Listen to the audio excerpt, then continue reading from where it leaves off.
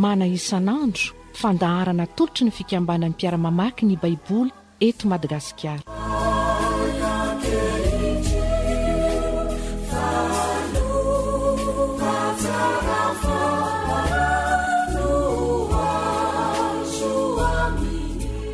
Fifaliana mandrakariva riavana no androsoana amintsika ny sakafo mana isan'andro, sakafo satria ny mana moa dia sakafo ny hoan'ny zanak'Israely tany anevitra zany, ary dia sakafo an'ny fanahintsika raha teo ny mana irahantsika rehetra mahatsapa fa mamelona ny fanahintsika izany tenin'Andriamanitra izany. Araka ny fandaharana dia mahandinika momba ny bokin'ny Deutéronomie indray isika amin'izao fotoana izao. Ny bokin'ny Deutéronomie no dinintsika, ary tsara ihany aloha ny ampidirana an'izany amintsika hoe fa inona moa ny bokin'ny Deutéronomie. Raha mijery ny baiboly ianao dia hita hoe Deutéronomie na famerenan-teny. Fa nahoana moa no famerenan-teny? Satria akaiky ny fotoana hahafatesany misesy, ary ny bokin'ny Deutéronomie no hafatra farany napetrany tamin'ny vahoaka Israely. Tao Moaba ary andafitsinanan'ny Jordanina no nitenenany taminy, ary avy nivezivezy tany anevitra nandritry ny fotoana lava ihany, 4 taona eo zanak'Israely niaraka taminy. Ary tao ny atony dian'izy ireo alohan'ny idirany any amin'ny tany Kanana. Ny foto-kevitra lehibe raketin'ity boky ity dia ny nanambarana ny Mosesy reo zavatra rehetra nataon'Andriamanitra mba ho famonjena ny olombafidiny, zay tena tiany de tiany tokoa, ary tokony ho tsarovany zanak'Israely zany mba hitiavana izy ireo an'Andriamanitra sy mba hitohizany fitahiana efa nampanantanyan'Andriamanitra ho azy koa. Ny andinitsoratra masina fanalahidiny ty Deutéronomia ty dia ny toko 9, andininy 4 ka hatramin'ny andininy 9, zay hitantsika ny hoe tiavan'i Jehovah Andriamanitra ao amin'ny fonao rehetra, fanahinao rehetra, herinao rehetra, sainao rehetra. Ary mazava loatra moa fa nampahatseviny Jesosy tompo zany raha nanontanian'ny fariseo izy ny amin'ny hoe inona moa ny didy lehibe indrindra.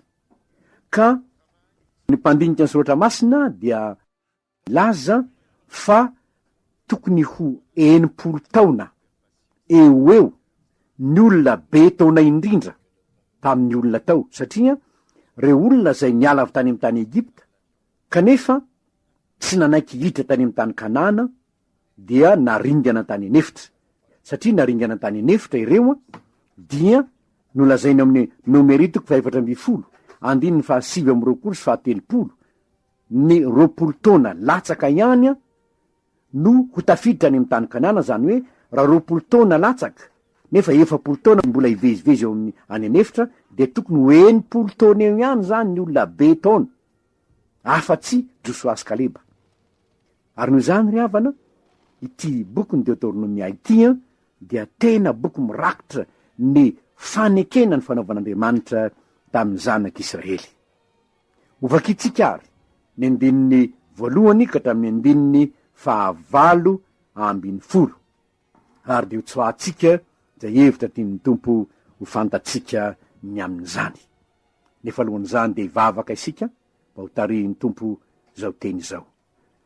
Raha io misaotra anao ndray zahay raha nomenao zao teninao zao. Ny bokin'ny Deutéronomia zay mampahatsiaro anay ny fanekena ny fanaovanao tamin'ny Israely, nefa fanekena ho anay koa, satria izahay noho ny amin'ny Kristy dia Israelita n'Andriamanitra. Ko dia mangataka izahay ry tompo, miangavy anao izahay, sokafo ny sainay mba handraisanay fampianarana indray avy amin'izany teninao zany. Amin'ny anaranao tompo nanaovanay zany vavaka zany. Amen. Deutéronomie toko 1 andininy 1 ka hatramin'ny andininy 8. Vakintsika amin'ny anaran'ny tompo zany. Teny nataon'i Mosesy ho fampahatsiarovana ny soa nataon'Andriamanitra tamin'ny Israely sy nitondrany azy hatrany Horeba ka hatrany andafy atsinanan'ny Jordanina. Izao ny teny zay nilazain'i Mosesy tamin'ny Israely rehetra tany andafin'ny Jordanina tany anefitra, de tany amin'ny tany ay tandrifin'ny Sofa, tany elanelan'ny Parana sy Tofila sy Labana sy Hazerota ary Dizahaba. Lalana 140 andro Kades Barnea raha ao Oreba. Raha ny lalana mahazo ny tendrombohitra Seira no aleha. Ary tamin'ny andro voalohany tamin'ny volana 12 tamin'ny taona 400 dia niteny tamin'ny zanak'Israely Mosesy araka izay rehetra efa nandidiny Jehovah azy ho lazaina aminy. Rehefa namono ny Sihona mpanjakany Amorita, ilay nonina tao Esbona, sy Oga mpanjakany Basana, ilay nonina tao Astarta, tany Edrezy, tany andafiny Jordana, dia tany amin'ny tany Moaba, no nanomboany Mosesy nanazava izao lalàna izao hoe: Jehovah Andriamanitsika niteny tany Oreba ka nanao hoe: aoko izay nitoerinareo amin'ity tendrombohitra ity, miodiny ianareo dia mandehana ka makanesa any amin'ny tany avoany Amorita sy any amin'izay rehetra eo akaikiny, dia any amin'ny tany Ai sy ny tany Avona sy ny tany Lemaka, amorontsiraka sy ny tany Atsimo sy any amoron-dranomasina, dia any amin'ny tany Kananita sy any Libanona ka hatrany amin'ny ony lehibe, dia ny ony Eufrata. Indro efa natolotra eo anoloanareo ny tany, idiriko alovao ny tany zay efa nianianan'i Jehovah tamin'ny razanareo Abrahama sy Isaka ary Jakoba omena azy sy ny taranany mandimby azy. Ary niteny taminareo tamin'izany andro zany aho ka nanao hoe: tsy zakako zaho rery nitondra anareo. Jehovah Andriamanitrareo efa nahamaro anareo, ary indro efa maro tonikitany eny amin'ny lanitra ianareo zao. Jehovah Andriamanitry ny razanareo ny ampitombo anareo ho arivo torak'izao ka hitahy anareo araka izay nolazainy taminareo. Ataoko zaho rerehoana no fitondra ny fahasahirananareo sy ny entanareo ary ny adinareo. Nifidiana zay lehilahy hendry sy manan-tsaina ary hitatoetra amin'ny firenenareo, ka hataoko ho lehibenareo izy, dia hamaly ahy ianareo ka nanao hoe: tsara ny teny zay nolazainao ka tokony akatoavina. Ary nalaiko ny lohan'ny firenenareo, dia olona hendry sady hitatoetra, ka nataoko mpifehy anareo, dia mpifehy 10 sy mpifehy 100 sy mpifehy 50 sy mpifehy 10, ary mpitondra vahoaka amin'ny firenenareo. Dia nandidy ny mpitsara anareo tamin'izany andro zany aho ka nanao hoe: henoy ny adiny rahalanareo, ka tsarao marina ny olona na ny tompon-tany na ny vahiny eo aminy. Aza mizaha tavan'olona amin'ny fitsarana, fa enoy ny kely toy ny lehibe. Aza matahotra olona akory, fa an'Andriamanitra ny fitsarana. Ary zay sarotra loatra aminareo, dia ento ty amiko ka ho enoiko. Dia nandidy anareo tamin'izany andro zany aho ny amin'ny zavatra rehetra izay ataonareo. Ray Masino manamasinana eo amin'ny fahamarinana, fa ny teninao ny fahamarinana.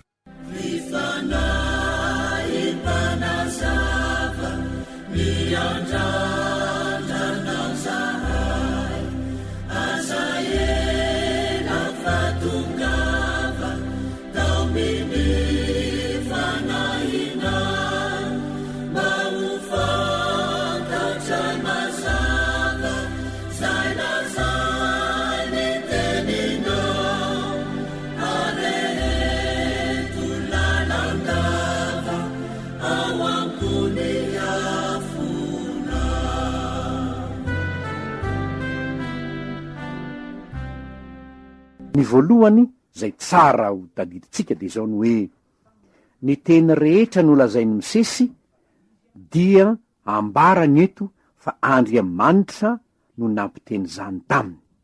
Andriamanitra no niteny zany taminy. Andin'ny 7 hitatsika hoe: ary tamin'ny andro voalohany tamin'ny volana 12 tamin'ny taona 400 dia niteny tamin'ny zanak'Israely Mosesy araka izay rehetra efa nandidiny Jehovah azy. I Mosesy teo amin'ny fiainany, teo amin'ny adidiny, tamin'ny andraikiny, dia tsy niteniteny foana izy na nieviny fotsiny nampanjakainy, fa amin'ny mahampitarika voantson'Andriamanitra azy, dia zay teny nandidiny Jehovah azy izany no nataony. Ary tsy mahagaga raha nahatanteraka ny lalany Mosesy, satria atrany am-piandohana raha vao nantsoin'Andriamanitra Mosesy, dia ninihay no ny tenin'Andriamanitra no natao. Zay lazainao ihany Jehovah o, zany ihany no ambarako. Raha tsy andeha iaraka aminay ianao, za tsy andeha. Zany hoe ny any Mosesy ny tenin'Andriamanitra ihany azy no nitarika ny fiainany. Eto dia tsara ihany ny manamarika fa araky ny fa voalazako teo aloha tamin'ny fanazavana teo a de ny hoe tena taranaka mbola tanora ireto taranaka hiditra amin'ny tany Kanana ireto. Josua sy Kaleba ihany tamin'ireo olona niala avy tany amin'ny tany Egypta ireo no nolazain'i Jehova hoe ho tafiditra any amin'ny tany Kanana. Fa ireo ihany nakatoa azy fa ny sisa rehetra de ozy ny tompo hoe aringana ireo. Zany hoe ny 20 taona no midina no ivezivezy ao anefitra ao, zany hoe feno 80 taona any ho any zany ry zareo vo hiditra any amin'ny tany Kanana. Fa reo olona zay efa ninga tany amin'ny tany Egypta de ho faty ao anatin'ny 40 taona ary ny mampalahelo ry havana de zao satria izany ihany tsinona ny tenin'ry zareoko raha mijery ny Nomeritoko 420 de ny monimonina tamin'Andriamanitra ry zareo. Nomeritoko 420 rehefa nilazan'Andriamanitra hoe ndana miakatry nareo de monimonina izy no niverina mpisafitany. Ary zany fimonomononany zany de tena nanozona ny tenany mihitsy izy de hoy Andriamanitra hoe bon zany ny tianareo andao ary. Fa zao nolazain'i Jehova ato hoe ao amin'ny 7:20 ety amin'ty hevitra ity no hiampatraparany fatinareo ary ianareo rehetra zay voalamina araka ny nanisananareo dia ny hatramin'ny 20 taona no miakatra zay efa nomonomonina tamiko de tsy ho tonga mihitsy any amin'ny tany zay nananganako tanana hamponenana anareo afa-tsy Kaleba zanaky Jefona sy Josua zanaky Nona, fa ny zanakareo madinika kosa zay nolazainareo fa ho babo dia izy no hoentiko miditra ary izy no hahalala ny tany zay nolavinareo. Satria zao manko nataon'ny olona hoe nomonomonina tamin'ny Arona sy Mosesy ny zanak'Israely rehetra ka ho ny fiangonana rehetra na ene zahay mba maty tany amin'ny tany Egypta ihany tsy alohanay miverina any Egypta va de ozy hoe ary nahoana Jehova nitondra atsika ho amin'ity tany ity ho lavitsabatra ary nivadytsika sy ny zanatsika madinika ho babo tsy aleontsika miverina ho any Egypta va. De ohatry izy hoe na ene isika mba maty taty amin'ty hevitra ity.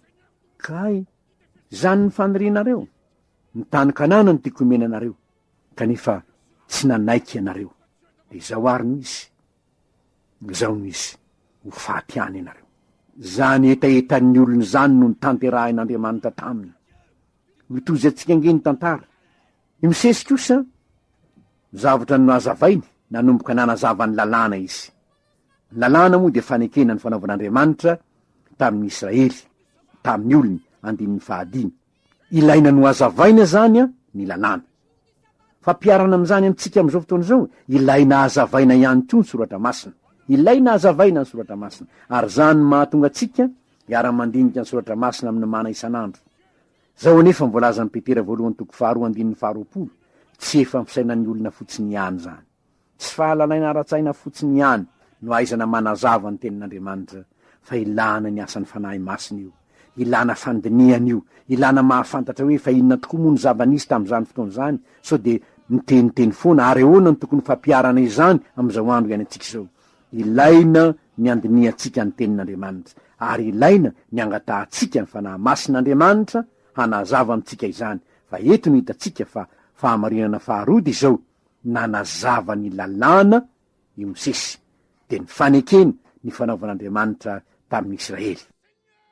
Fahamarinana fahatelo izay mbola tena misy fiatraikany goavana am'izao andro iainantsika izao de ity: nomeny Jehova ho an'ny taranaky Abrahama ny tany Kanana. Ny 15. Indro efa natolotra eo nareo ny tany, idiro kalvao ny tany zay efa niananan'i Jehova tamin'ny razanareo Abrahama sy Isaka ary Jakoba omena azy sy ny taranany mandimby azy. Ny Salamo 4:20 de milaza hoe any Jehova ny tany sy zay rehetra eo aminy satria izy ny namorona azy. Mazava loatra moa zany, tsy azontsika hidikevitra zany fa lay mpamorona no tompon'ny tany. Ny zavatra nolazainy de zao nomena any Abrahama ny taranaky Isaka ny tany Kanana. Ary eto ry havana dia ady sarotra de sarotra mandraky tsika amin'ny teny zao, sahirana mihitsy ny mpandamina ny raharahany Palestina satria mazava loatra amy fantatra eo amy tantara fa raha ny tantaran'Israely ny jerena de nilaza mihitsy Jesosy tompo fa Jerosalema de ho itsaky tsahany jentilisa, ho rava Jerosalema ary ho rava ny firenena jiosy. Mandra-pahatanteraky ny androny jentilisa de ho rava Jerosalema. Marina zany. Ary tena tanteraka mihitsy zany fa tamin'ny taona 70, tamin'ny taona 2002 nisy atsika teo aloha iny. De tena rava tokoa ane Jerosalema. Tsy nisy ane zany firenena jiosy zany, fa rava tanteraky zany. Mandra-pahatonga ny taona 770 zay nitsanganana ny tamin'ny maty indray. Tahaky ny teo aloha zao reto tantarena amitsika eto reto dia zanak'Israely efa nomena azy ny tany Kanana, nefa nidina tany amy tany Egypta Jakoba sy ny ankonany, ary de nanjary andevy tany Egypta. Nefa Andriamanitra efa nampanantena hoe tsy any ny taninareo, de niverina any amy tany Kanana ndray izy. Taty aoriana ndray tamin'ny andro Zedekia lasaky babo tany Babilôna izy. 70 taona ndray nefa de niverina tany Joda ndray zareo. Tamin'ny andron Jesosy tompo tamin'ny taona 70 rava izy.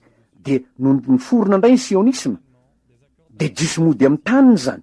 Ary zany fampanantenana nataon'Andriamanitra hoe averiko amy taninareo ianareo, Ezekiela 7:30. De naverin'Andriamanitra tokoa Israely ary niverina amy taniny jiosy. Zany no hitatsika am'izao fotoana zao. Mikorotana be nefa ny ao Palestina satria misy ady ao. Zao nefa raha ny soratra masina ny jerentsika de zao hoe nomeko olovan'ny Abrahama sy Isaka sy Jakoba sy ny taranany io. Izany ny fahamarinana hitatsika eo.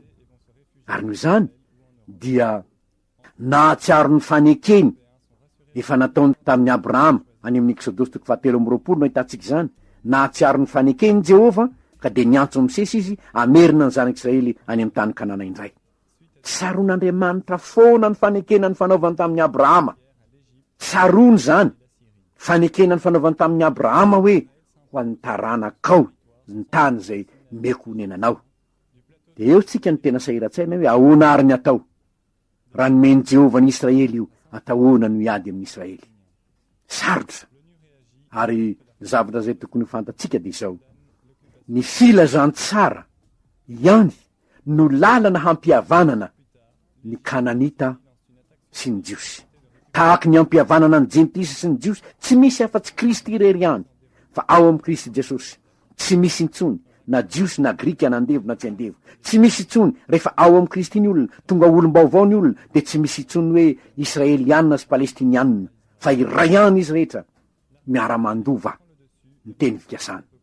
Fa izao kosa nefa na de iray ihany aza isika rehefa ao amy Kristy, ny tany Madagasikara de nomen'Andriamanitra ny malagasy tahaka ny nanomezany any Europa ho an'ny Europeanina, ka na de hoe nomen'Andriamanitra ny malagasy aza i Madagasikara de tsy tokony kosa tokony hiara-monina amy fitiavana ny kristianina.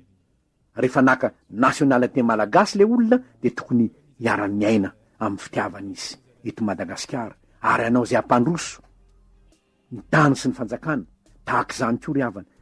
Palestina io manahirana ny ady amin'io, nefa rehefa ao amy Kristy ny olona tonga olom-baovao ry havana, ao amy Kristy ny tena fampihavanana. Fa tsy azo sika atao ny hanafoana ny teny fikasan'Andriamanitra, satria fiverenany jiosy amy taniny ve fanatanteran'Andriamanitra ny teny fikasana efa nomeny ny Abrahama 3 taona lasa izay, na 4 kory aza.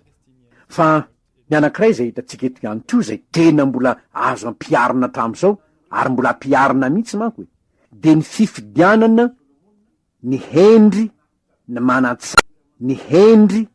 ny manatsaina ny tsara toetra atao ho mpitarika ho lehibe. Zany ho hitatsika amin'ny 7:20. Ny fifidianana zany tsy zavatra manohitra ny tenin'Andriamanitra akory, tsia, saingy zao kosa ny olona ho fidiana ve olon-kendry, olona manatsaina, olona hita toetra. Ahoana moa zany? Raha ny soratra masina jerena ry havana, ny atao hoe olon-kendry de ny olona matahotra an Jehova, satria ny fahatahorana an Jehova ny fiandoham-pahendrena, ny Salamo 1:110. Kanefa koa fiandoham-pahalalana fahatahorana an Jehova ho ny obolona toko voalohany andininy 7. ko ny olona endry sy manan-tsainy zany de ny olona matahotra an Jehova. Fitenitsika matetika ny hoe azany loasa mangina ny jerena fa Andriamanitra ho tapony loha. Ary matetika natony teo fa olona tsy matahotra an'Andriamanitra, olona matahotra an'Andriamanitra mieritreritra ny any hoe ahoana ny hevitr'Andriamanitra ny am'izao. Ary ny jerena ny matahotra an'Andriamanitra raha mifidy olona isika de mba jereo ihany ny ankohonany, satria zay olona tsy mahay mikarakara ny ankohonany. Hoy Paoly raha nanoatra ho Timoty voalohany toko 7:5 izy, ny olona zay tsy mikarakara ny ankohonany ozy de ratsy noho ny jentilisa. De eo sika mijery hoe raha ifidy olona ianao mba jereo hoe manao ahoana ny ankohonan'le olona, mba voakarakarany ve ny ankohonany sa ao atokantranao azy izy miady amin'ny vadiny de mikorotana daholo izy menakavy. Mba jereo ihany zay olona hofidinao rehefa ifidy ianao. Fa eto olon-kendry matahotra an'Andriamanitra, olona manan-tsaina, olona hita toetra, fa tsy zay hoe olona ahatrangana rehetra io de fidina daholo, tsia, mba mahaiza mifidy mahaiza mifidy. Ny farany fahamarinana farany de zao: Andriamanitra ihany tokony akitahoran'ny mpitsara. 5:20 ka hatramin'ny 5:20. Tsy hizatavan'olona ny mpitsara ozy, eniny kelina ny lehibe izy ozy, tsy atahotra olona izy fa atahotra an'Andriamanitra. Ary rehefa ny mpitsara no miaina amin'ny fahatahorana an Jehova, hilamina ny tany. Ho tanteraka eto amin'ny firenentsika ny izany ry havana. Ka isika rehetra raha ohatra ka atao hifidy isika de hifidy zay olona matahotra an Jehova. Zaho sy ny ankohonako de anompo an Jehova zahay ho Josoa.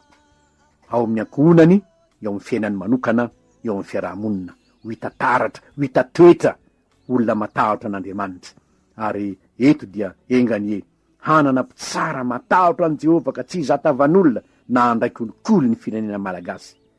De ho sambatra isika satria ho voninahitr'Andriamanitra ny firenentsika anjakan'ny fahamarinana. Hivavaka isika. Misaotranao zay raha eo no ny teny menao anay androany indray tamin'ity fotoana ity. Misaotranao zay fa ny teny nampitondrainao any misesy de ho anay any koa. Ary ny fiainana zay tokony iainanay dia ny fahatahorana anao. Meo anay tompo zany fahatahorana anao zany. Ka ny malagasy rehetra, na iza na iza, Andriamanitro de ho malagasy matahotra sady manaja anao ka handeha amin'ny fahamarinana amin'ny androm-piainany rehetra. De ho sambatra ny firenenay satria ny fahamarinana no manandratra ny firenena. Amin'ny anaranao Jesosy eo no anaovanay zany vavaka izany.